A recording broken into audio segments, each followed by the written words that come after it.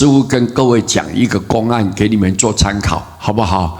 好，你们听听看啊。念头会决定一切。有一个人在下雨天搭乘公车，车上的乘客挤得像沙丁鱼，在不耐烦当中，他突然觉得某个人的雨伞尖碰到他的脚踝，他本来想转头对那个不知轻重的人还以颜色，但车里面实在太挤了，他根本无法转身了。当车子在摇晃的时候，雨伞的尖头就刺得更重，他心中的怒火逐渐的升高，心里想的，等一下我一定要臭骂他一顿。好不容易到了一个大站，下去了一些乘客，他终于有回转的余地了。他愤怒的以皮鞋顶开了那个刺人的雨伞尖，然后转身以最严厉的表情怒视的那一个不长眼睛的乘客。结果他发现对方竟然是一个瞎子，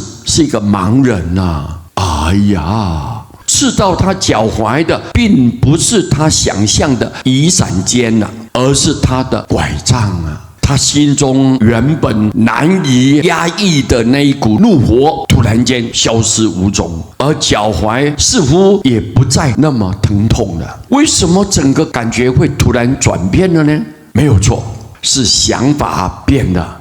表面看来，这个人的愤怒是起因于刺痛他脚踝的那个人，或者是那一件事情，但其实是来自于这个人真鲁莽又无理的那个想法。所以当他发现对方是一个盲人的时候，他的想法变了，随之他的感觉也就转变了。记得以前在《庄子》这本书里面有一则故事啊，大意也是这样子。在一个烟雾弥漫的早晨，有一个人划着船逆流而上。突然间，他看见一艘小船顺流直冲而来，眼看着这个小船就要撞上他的船呢，他高声的大叫：“小心啊，小心啊！”这样拼命的喊叫，但是船还是直接撞上来了。他的船几乎就要沉下去了，于是他暴跳如雷啊，开始向对方怒吼啊，口无遮拦的谩骂着。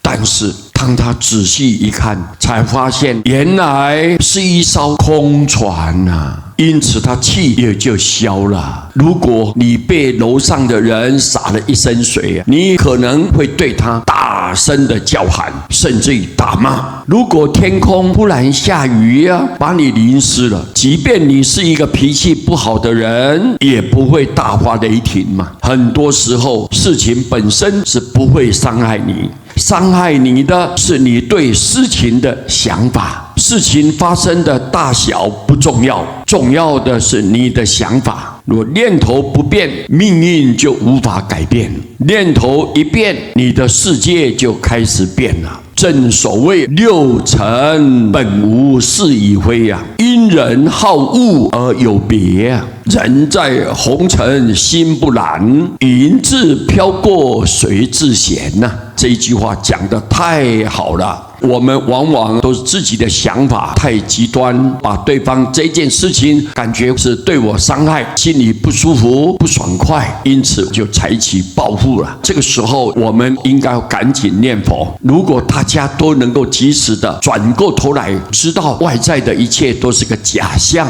没有办法真实固定的存在，只要能够好好的念佛，我们的心就平静下来。心一平静下来，事情就迎刃而解了。佛教导我们这个方法太微妙了，太殊胜了，太受用，所以我们要随时回光返照，好好的念佛，消消业障，转变我们的念头，一切都会吉祥如意的。用这样的观念来跟各位大家分享。南无阿弥陀佛。